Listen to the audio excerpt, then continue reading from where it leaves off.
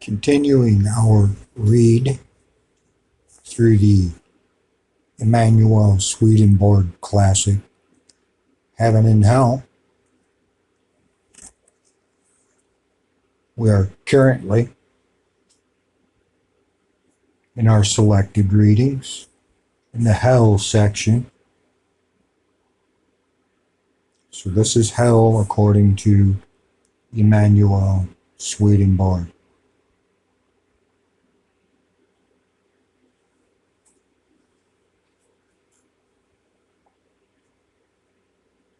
Continuing our reading, all who are in the hells are in evils and in falsities therefrom, derived from the loves of self and of the world.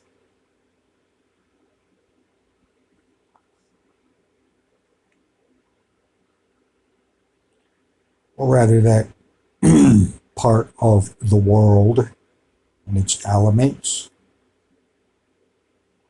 that are influenced by the beast in Revelation. Quote, all who are in the hells are in evils and in falsities therefrom, and no one there is in evils and at the same time in truths. In the world, evil men, for the most part, have some knowledge of spiritual truths, which are the truths of the church, having been taught them from childhood and later by preaching and by reading the word, and afterwards they have talked about them. Some have even led others to believe that they are Christians at heart because of their knowing how to talk with pretended affection in harmony with the truth. Also, how to act uprightly as if from spiritual faith. But those who of this class, whose interior thoughts have been hostile to these truths, and who have refrained from doing the evils that were in harmony with their thoughts only because of the civil laws, or with a view to reputation, honors, and gain, are all of them evil in heart, and are in truths and goods not in respect to their spirit, but only in respect to their body, or the flesh nature, or ego. And consequently, when their externals are taken away from them in the other life, and their internals, which pertain to their spirit, are revealed, they are wholly in evils and falsities, and not at all in truths and goods. And it is thus made clear that the truths and goods resided only in their memory, merely as things known about, and that they brought them forth therefrom when talking, putting on a semblance of good, seemingly from spiritual love and faith. When such are let into their internals and thus into their evils, they are no longer able to speak what is true, but only what is false, since they speak from evils. For to speak what is true from evils is then impossible, since the spirit is nothing but his own evil, and from evil what is false goes forth. Every evil spirit is reduced to this state before he is cast into hell. This is called being vastated in respect to truths and goods. Vastation is simply being let into one's internals, that is, into what is spirit's own, or into the spirit itself. When the man after death comes into this state, he is no longer a man spirit as he was in the first state, but is truly a spirit. For he is truly a spirit who has a face and body that corresponds to his internals, which pertain to his mind, that is, has an external form that is a type of effigy of his internals. A spirit is such after he has passed through the first and second states spoken above. Consequently, when he is looked upon, his character is at once known, not only from his face and from his body, but also from his speech and movements. And as he is then in himself, he can be nowhere else when where or than where his like are. For in the spiritual world, there's a complete sharing of affections and their thoughts, and in consequence a spirit is conveyed to his like, as if of himself. Since it is done from his affection and its delight, in fact, he turns himself in that direction, for thus he inhales his own life or draws his breath freely, which he cannot do when he turns another way. It must be understood that this sharing with others in the spirit world is effected in accordance with the turning of the face, and that each one has constantly before his face those who are in a love like his own, and this in every turning of the body.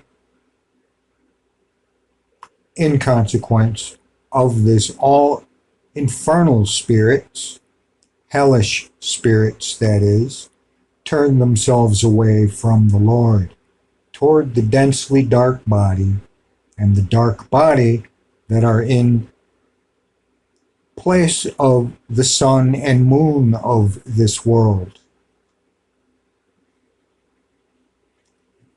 And I would imagine here we're speaking of spiritual allegory and symbol. While all the angels of heaven turn themselves to the Lord as the sun of heaven and as the moon of heaven, from all this it is clear that all who are in the hells are in evils and in falsities therefrom, also that they are turned to their own loves.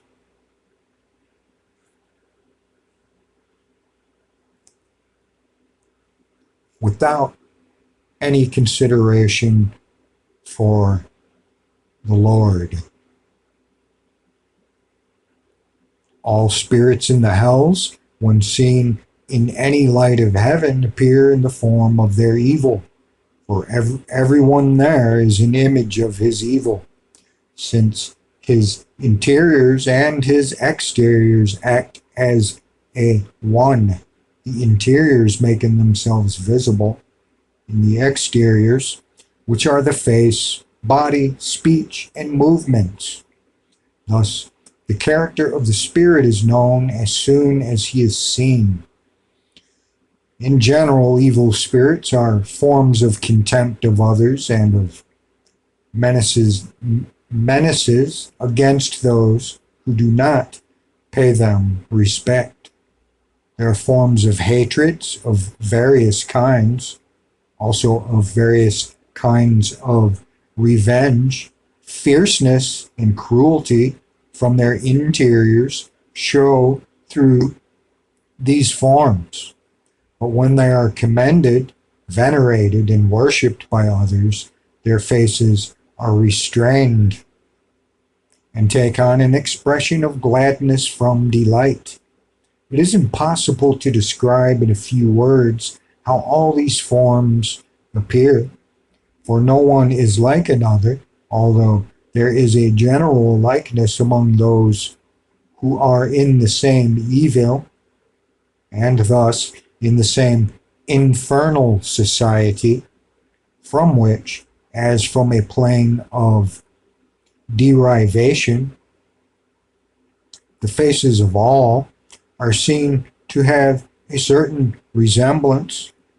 In general, their faces are hideous and void of life, like those of corpses, i.e., zombies.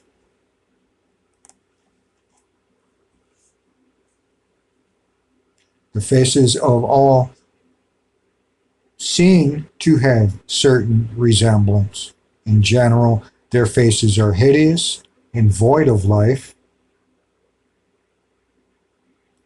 The faces of some black, others fiery, like torches, others disfigured with pimples, warts, and ulcers. Some seem to have no face, but in its stead, something hairy and bony, and with some only the teeth are seen. Their bodies are also monstrous, and their speech is like the speech of anger or of hatred or of revenge. For what everyone speaks is from his falsity, while his tone is from his evil. Voice tone, body language, and speech from falsity. In a world, they are all images of their own hell.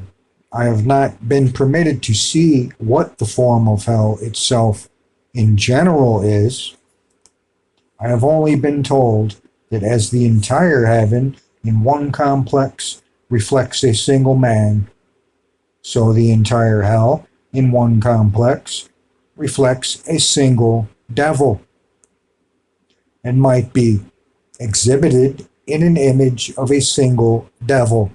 But the forms are particular hells or infernal societies I have often been permitted to see, for at their entrances, which are called the gates of hell, a monster commonly appears that represents in a general way the form of those within.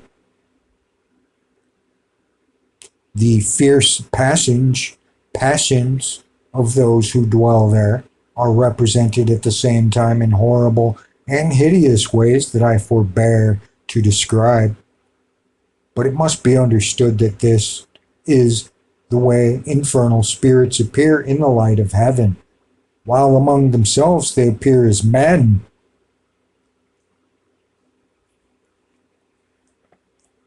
This is of the Lord's mercy, that they may not appear as loathsome to one another as they appear before the angels. But this appearance is a fallacy, for as soon as any ray of light from heaven is let in, their human forms appear, changed into monstrous forms, such as they are in themselves, as has been described above. For in the light of heaven, everything appears as it is in itself.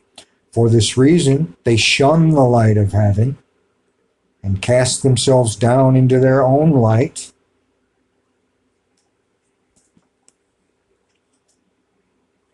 Notation: the name Lucifer means light bearer.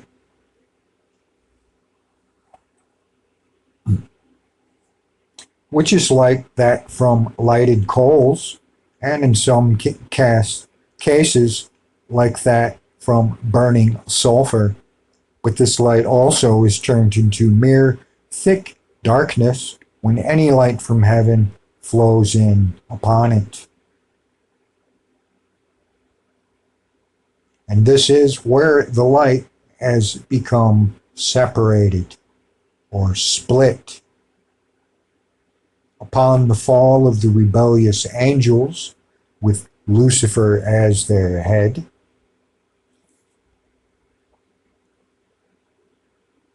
this is why the hells are said to be in thick darkness and in darkness, and why thick darkness and darkness signify falsities derived from evil, such as are in hell.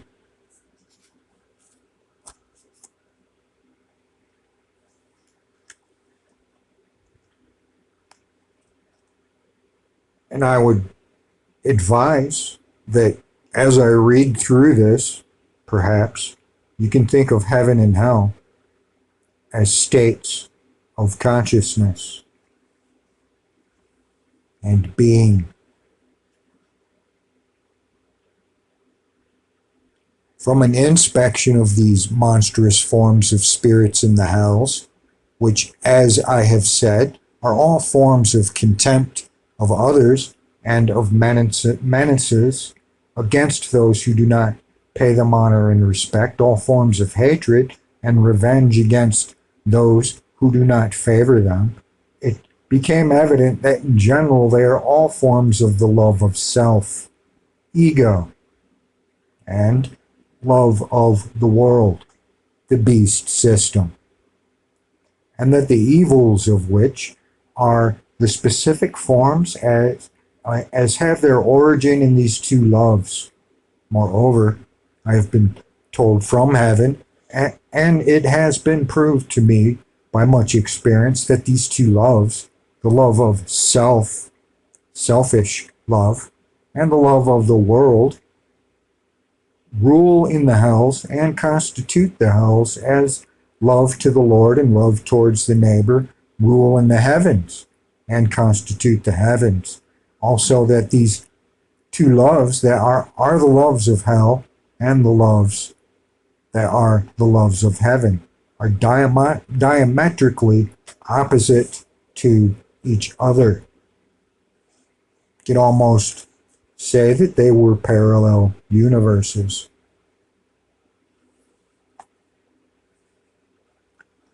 At first, I wonder how it is that love of self and love of the world could be so diabolical, and how those who are in these loves could be such monsters in appearance. For in the world, not much thought is given to love of self, but only to the elated state of mind in external matters, which is called haughtiness, and that alone, being so apparent to the sight, is regarded as love of self. Furthermore, love of self, when it is not so displayed, is believed in the world to be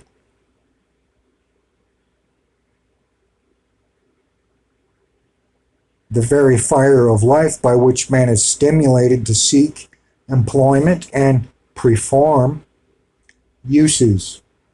And if he has found no honor of glory in these, his mind would grow torpid.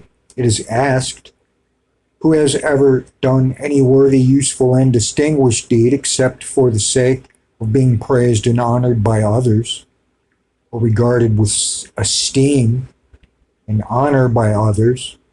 And can this be from any other source than the fire of love for glory and honor, consequently for self? For this reason, it is unknown in the world that love of self, regarded in itself, is the love that rules in hell and constitutes hell in man. This being so, I will first describe what the love of self is, and then we'll show that all evils and their falsities spring from that love as their fountain. That of the love of an isolated ego.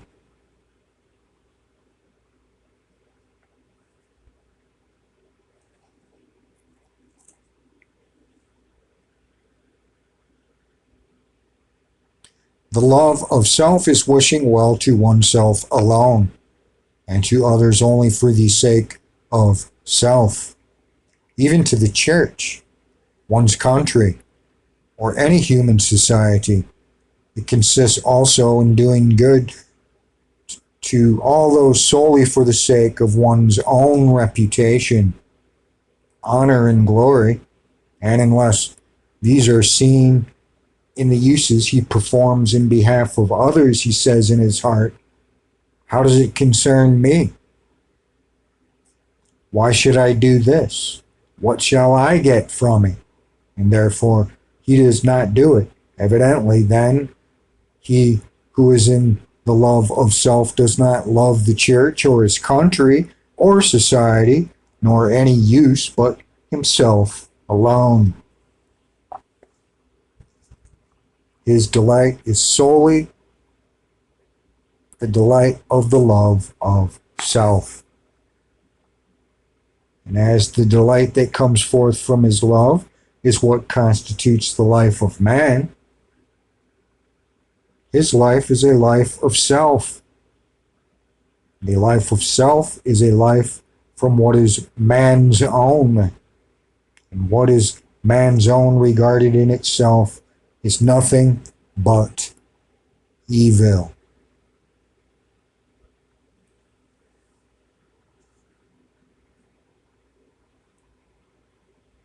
He who loves himself loves also those who belong to him. That is, the Luciferian selfish ones who proudly court a Luciferian consciousness. And what is man's own regarded in itself is nothing but evil. He who loves himself loves also those who belong to him.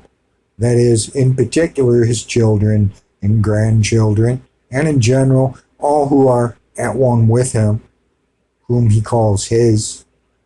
To love these is to love himself, for he regards them, as it were, in himself, and himself in them. Among those whom he calls his are also who commend, honor, and pay their court to him. What love of self is can be seen by comparing it with heavenly love.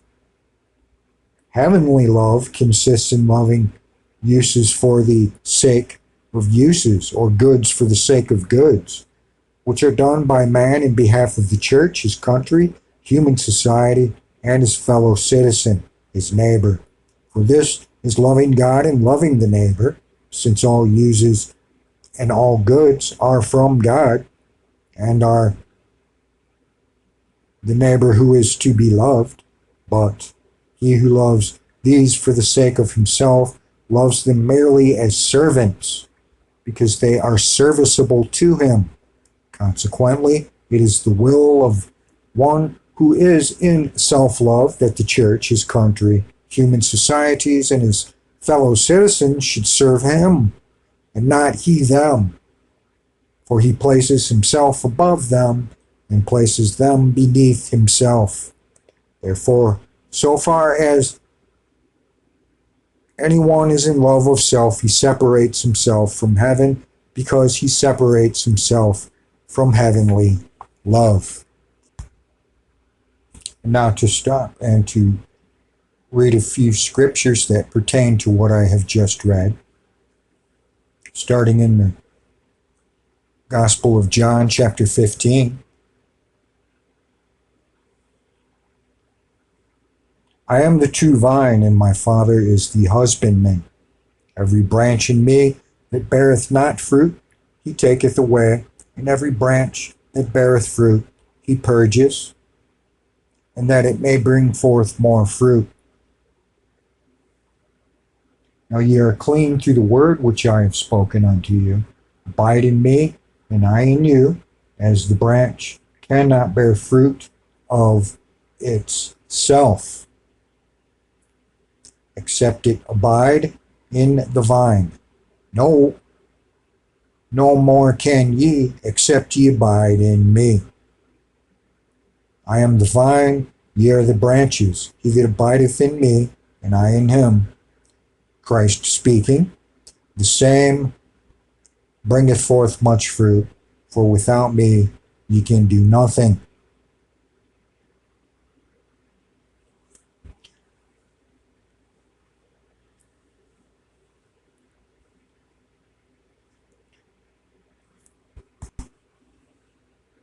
And if a man abide not in me, that is, those who are lovers of self or selfish love, harbor selfish love, those If a man abide not in me, he is cast forth as a branch, and is withered. And men gather them and cast them into the fire, and they are burned. If ye abide in me, and my words abide in you, ye shall ask what ye will, and it shall be done unto you. Herein is my Father glorified, that ye bear much fruit, so shall ye be my disciples. John 15, 1 through 8. The true vine.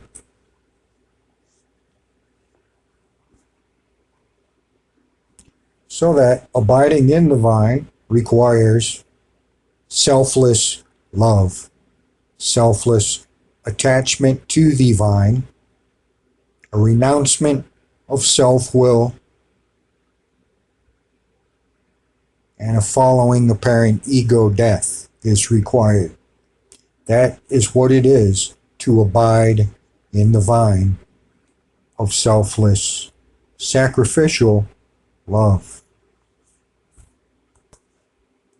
And now skipping forward in the same book, St. John, chapter 17, verse 14. I have given them thy word. This is a prayer from Christ to his Father. And the world hath hated them. So when Swedenborg speaks of the world and selfish love, it is this as an example, scripturally speaking. The world, I would say in its hellish consciousness or hellish state of thinking, hath hated them, because they are not of the world, even as I am not of the world. I pray not that thou shouldest take them out of the world, but that thou shouldest keep them from the evil. I would say also added here that this particular verse is a good verse to refute what many have called the rapture theory. They are not of the world, even as I am not of the world. Sanctify them through thy truth. Thy word is truth. John 17, 14 through 17. And as an example of the love of world and selfish love that Swedenborg is referring to in his commentary on hell, I like to quote from Isaiah chapter 14, starting at verse 9. Hell from beneath is moved for thee to meet thee at thy coming. It stirreth up the dead for thee, even all the chief ones of the earth. It hath raised up from their thrones all the kings of the nations. All they shall speak and say unto thee, Art thou also become as weak as we? Art thou become like unto us? Thy pomp is brought down to the grave, and the noise of thy vials, the worm is spread under thee, and the worms cover thee. How art thou fallen from heaven, O Lucifer, son of the morning? How art thou cut down to the ground, which didst weaken the nations? For thou hast said in thine heart, self-will, selfish love, I will ascend into heaven. I will exalt my throne above the stars of God, which are symbol of angels or messengers. I will sit also upon the mount of the congregation in the sides of the north. I will ascend above the heights of the clouds. I will be like the Most High. Yet thou shalt be brought down to hell, to the sides of the pit.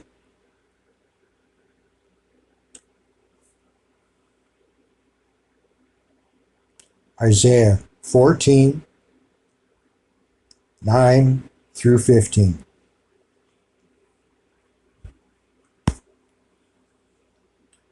Continuing our reading of Swedenborg's Heaven and Hell, section All who are in the hells are in evils and in falsities, therefrom derived from the loves of self and of the world.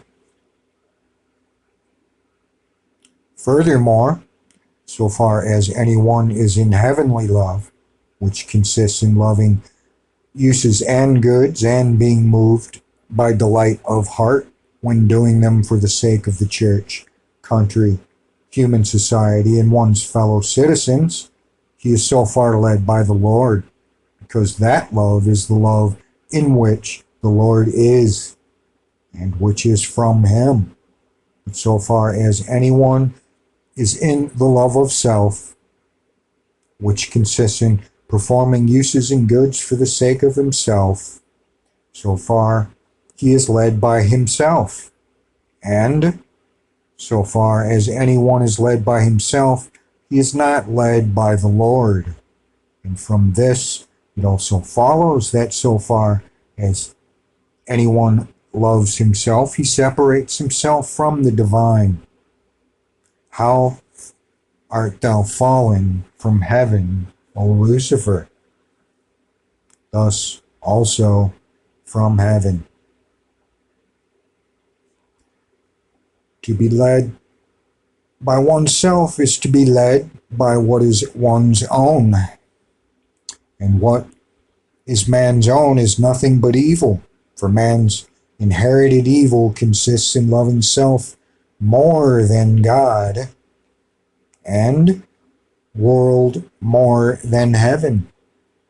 Whenever man looks to himself in the good that he does, he is led unto or into what is his own, that is, into his inherited evils, for he then looks from good to himself and from himself to good, and therefore he presents an image of himself in his good and not an image of the divine. That this is so, as has also been proved to me by experience. There are evil spirits whose dwelling places are in the middle quarter between the north and the west, beneath the heavens, who are skilled in the art of leading well-disposed spirits into their nature, their corporeum, and thus into evils of various kinds. This they do by leading them into thoughts about themselves, either openly by praises and honors, or secretly by directing their affections to themselves. And so far as this is done, they turn the faces of the well-disposed spirits away from heaven, and to the same extent they obscure their understanding and call forth evils from what is their own. That the love of self is the opposite of love to the neighbor can be seen from the origin and essence of both. The love of the neighbor, of one who is in the love of self, begins with oneself, for he claims that everyone is neighbor to himself, and it goes forth from him as its center to all who make one with him, diminishing in accordance with the degree of their conjunction with him by love. All outside of this circle are regarded as of no account, and those who are opposed to those in the circle and to their evils are accounted as enemies. Whatever their character may be, however wise, upright, honest, or just, but spiritual love to the neighbor begins with the Lord and goes forth from him as its center to all who are conjoined to him by love and faith, going forth in accordance with the quality of their love and faith. Evidently, then, the love of the neighbor that has its beginning in man is the opposite of the love to the neighbor that has its beginning in the Lord. And the former proceeds from evil because it proceeds from what is man's own, while the latter proceeds from good because it proceeds from the Lord, who is good itself. Evidently also, the love of the neighbor that proceeds from man and from what is his own is corporeal, while the love to the neighbor that proceeds from the Lord is celestial or heavenly. In a word, in the man in whom love of self prevails, that love constitutes the head, and heavenly love constitutes the feet. On that love he stands, and if it does not serve him, he tramples it underfoot. This is the cause of the appearance of those who are cast down into hell, fall with the head downwards towards hell, and with the feet upwards towards heaven. Again, love of self is such that so far as the reins are given it, that is, so far as external bonds are removed, which are fears of the law and its penalties, and of the loss of reputation, honor, gain, employment, and life, so far as it rushes on until it finally longs to rule not only over the entire world, but also over the entire heaven, and over the divine itself. Knowing no limit or end, this propensity lurks hidden in everyone who is in love of self. Although it is not manifest to the world, where it is held in check by such bonds as have been mentioned, everyone can see examples of this in potentates and kings who are subject to no such restraints and bonds, but rush on and subjugate provinces and kingdoms so far as they are successful, and aspire to power and glory without limit. And still more strikingly, in the Babylon of this day, which has extended its dominion into heaven and has transferred to itself all the divine power of the Lord, and continually lusts for more, that such men, when they have entered after death the other life, are directly opposed to the divine and to heaven, and are on the side of hell, can be seen in the little work on the Last Judgment and the destruction of Babylon.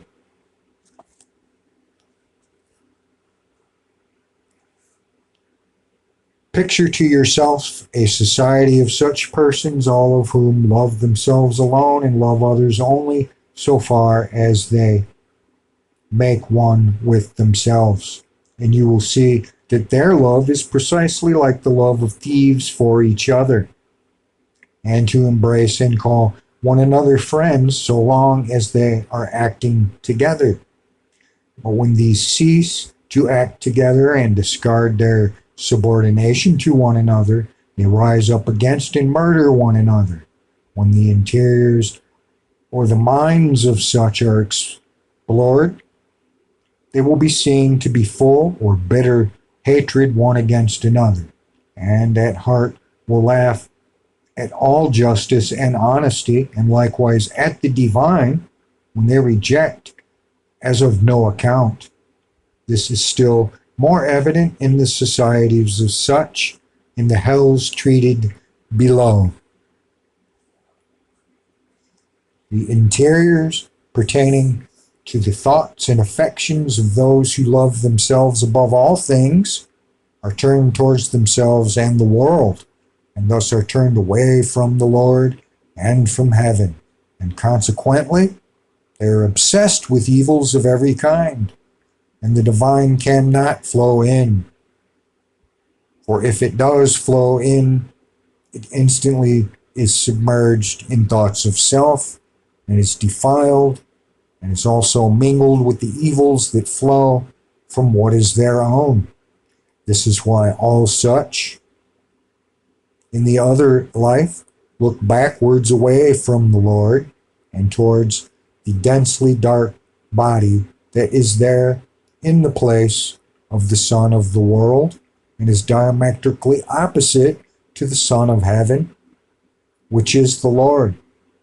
Thick darkness signifies evil, and the Son of the world, the love of self. The evils of those who are in love of self are in general contempt of others, envy, enmity against all who do not favor them, and consequent hostility, hatred of various kinds, revenge, cunning, deceit, unmercifulness, and cruelty.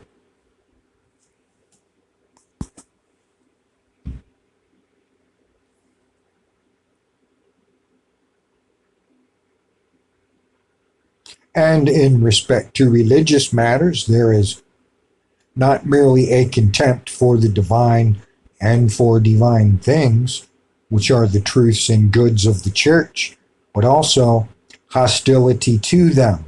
When man becomes a spirit, this hostility is turned into hatred, and then he not only cannot endure to hear these truths and goods mentioned, he even burns with hatred against all who acknowledge and worship the divine.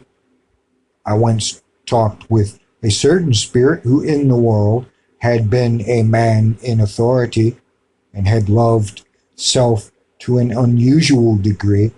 And when he simply heard someone mention the divine, and especially when he heard him mention the Lord, he was so excited by hatred arising from anger as to burn with the desire to kill.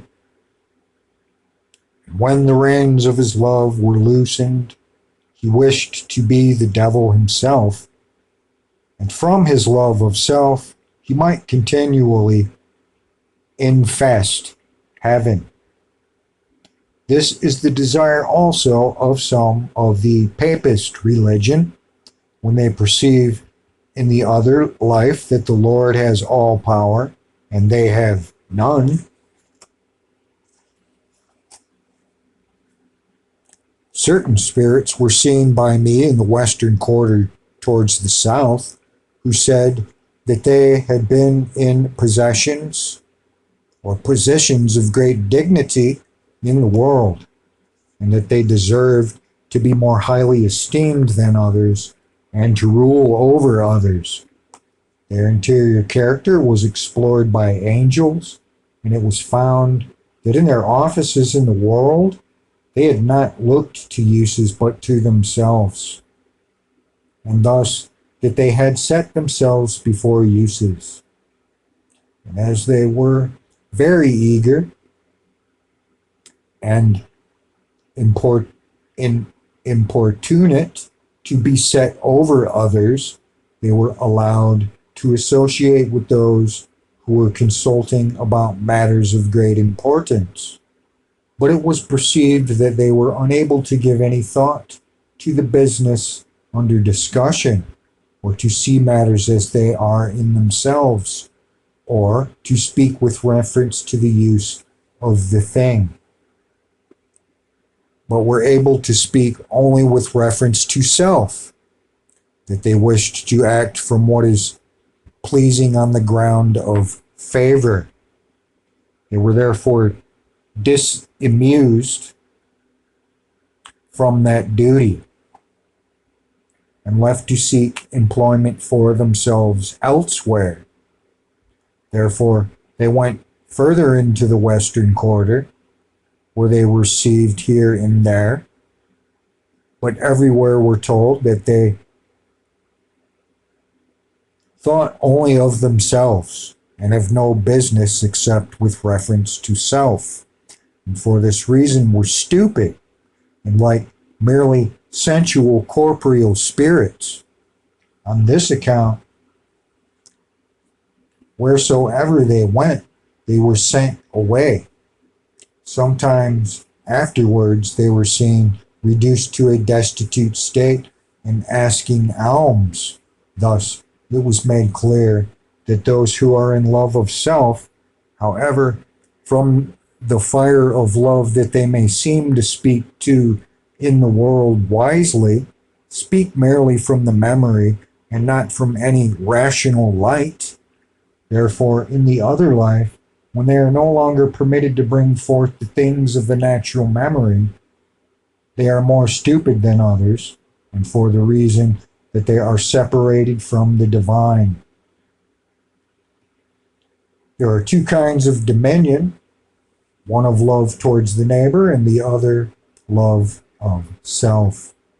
These two dominions in their essence are direct opposites. One who rules from love towards neighbor wills good to all and loves nothing so much as uses, that is, serving others, which is willing good to others and performing uses either to the church or to the country or to the society or to fellow citizen. This is his love and the delight of his heart. Moreover, so far as he is exalted to dignities above others, he rejoices not for the sake of the dignities, for the sake of the uses he then is able to perform in greater abundance and of a higher order. Such dominion exists in the heavens, but one who rules from the love of self wills good to no one except himself, and uses he performs are for the sake of his own honor and glory, which to him are the only uses.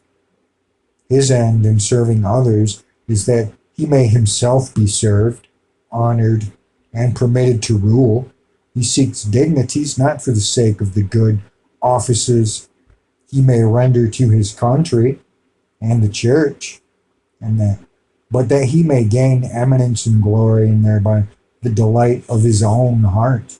Moreover, this love of dominion continues with everyone after his life in the world. Those that have ruled from love towards the neighbor are entrusted with authority in the heavens. But then it is not that they who rule, but the uses which they love. And when uses rule, the Lord rules. But those who have ruled while in the world are in hell, and are their vile slaves. I have seen those who had power in the world, but who exercised dominion from love of self, cast out amongst the most vile, and some among those who are in extremitous places. But in respect to the love of the world, it is a love opposed to heavenly love, in a less degree than love of self, because the evils hidden within are lesser evils. The love of the world consists in one's desiring to secure to himself by any kind of artifice the wealth of others, and in setting his heart upon riches, and permitting the world to draw him and lead him away from spiritual love, which is love towards neighbor, and thus from heaven and from the divine. But this love is manifold. There is a love of wealth for the sake of being exalted to honors. When these alone are loved, there is a love of honors and dignities with a view to increase of wealth. There is a love of wealth for the sake of various uses that give delight in the world. There is a love of wealth merely for the sake of wealth. There is a miserly love, and so on. The end for the sake of which wealth is sought is called its use, and it is the end or the use that gives to love its quality. For the love is much as it is the end in view, and all other things merely serve it as means. For the love of mammon is the root of all evil.